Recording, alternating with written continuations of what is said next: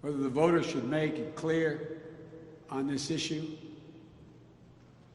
As so many others, the power in this nation resides with them, the American people, the voters. And even if President Trump wants to put forward a name now, the Senate should not act until after the American people select their next president, their next Congress, their next Senate.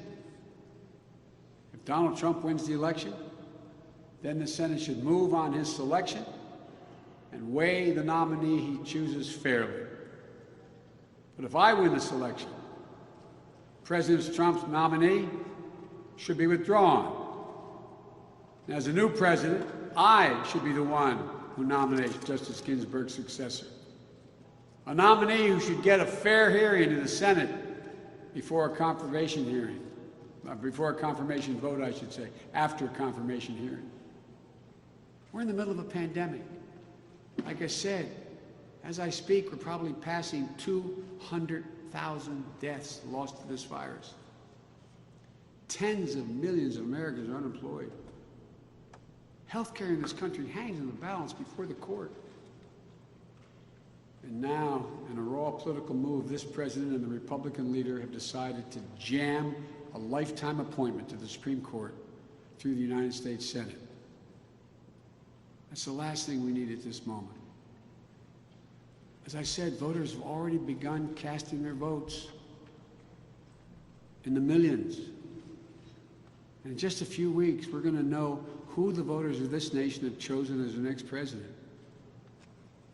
The United States Constitution was designed to give voters one chance to have their voice heard and who serves on the court. And by the way, there's no court session between now and the end of this election. That moment is now for the voters to get a chance to be heard. And their voice should be heard. And I believe voters are going to make it clear they'll not stand for this abuse of power, this constitutional abuse. There's no discussion about what happens if the Senate confirms on the eve of election or in a lame duck after Donald Trump loses. A successor to Justice Ginsburg, what happens? But that discussion assumes that we lose this effort to prevent the grave wrong that Trump and McConnell are pursuing here. I'm not going to assume failure at this point. I believe the voices of the American people should be heard and will be heard. This vote, this fight, this nomination will not be over until the Senate votes, if it does vote. Winning that vote, if it happens, is everything. Action and reaction, anger and more anger, sorrow and frustration at the way things are in this country now politically.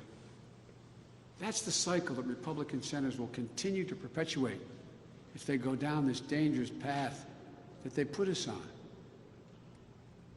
We need to de-escalate, not escalate. So I appeal to those few Senate Republicans, the handful who really will decide what happens. Please follow your conscience. Don't vote to confirm anyone nominated under the circumstances President Trump and Senator McConnell have created. Don't go there. Uphold your constitutional duty, your conscience. Let the people speak. Cool the flames that have been engulfing our country. We can't keep rewriting history, scrambling norms, ignoring our cherished system of checks and balances. That includes this whole business of releasing a list of potential nominees that I would put forward. And now saying, after Ruth Bader Ginsburg passed away, they said Biden should release his list. It's no wonder the Trump campaign asked that I release the list only after she passed away. It's a game for them. It's a play to gin up emotions and anger. There's a reason why no presidential candidate, other than Donald Trump, has ever done such a thing. First, putting a judge's name on a list like that could influence that person's decision-making as a judge, and that would be wrong, or at least create the perception that it would influence. Second, anyone put on a list like that under these circumstances will be subject to unrelenting political attacks, because any nominee I would select would not get a hearing until 2021 at the earliest. She would endure those attacks for months on end without being able to defend herself. And thirdly and finally, perhaps most importantly, if I win, I'll make my choice for the Supreme Court not based on a partisan election campaign, but on what prior presidents have done, Republicans and Democrats, and I've served with many of them. Only after consulting Democrats and Republicans in the United States Senate and seeking their advice and asking for their consent. It says advise and consent the Senate. The president is the person who gets to name someone, propose. The Senate disposes. As everyone knows, I made it clear that my first choice for the Supreme Court will make history as the first African-American woman justice. But I'll consult with senators in both parties about that pick, as well as the legal and civil leaders in our country. In the end, the choice will be mine and mine alone, but I will consult. It'll be the product of a process that restores our finest traditions, not the extension of one that's torn this country apart the last years. So let me conclude with this. As I've said in this campaign, we're in the battle for the soul of this country.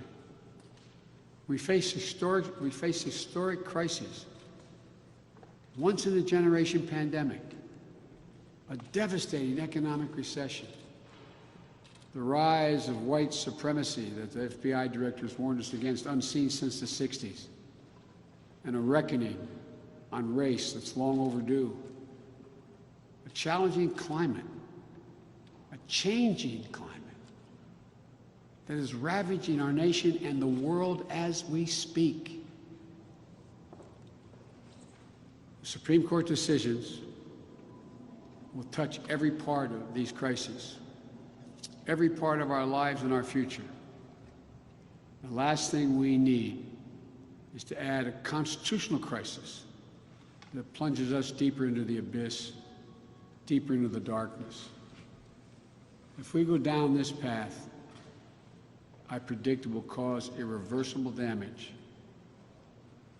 The infection this president has unleashed on our democracy can be fatal. Enough. Enough. Enough. We must come together as a nation. Democrats, Republicans, independents, liberals, conservatives, everybody. I'm not saying we have to agree on everything, but we have to reason our way through what ails us as citizens, voters, public servants. That's the guidebook called the Constitution. We have to act in good faith and mutual goodwill in the spirit of conciliation, not confrontation. This nation will continue to be inspired by Ruth Bader Ginsburg, but we should not only be inspired by her, we should be guided by her. And by her willingness to listen to those with whom she disagreed, to respect other points of view. Famously, Justice Ginsburg got along well with some of the most conservative justices on the court. And she did it without compromising her principles, clouding her moral clarity, or losing her core principles.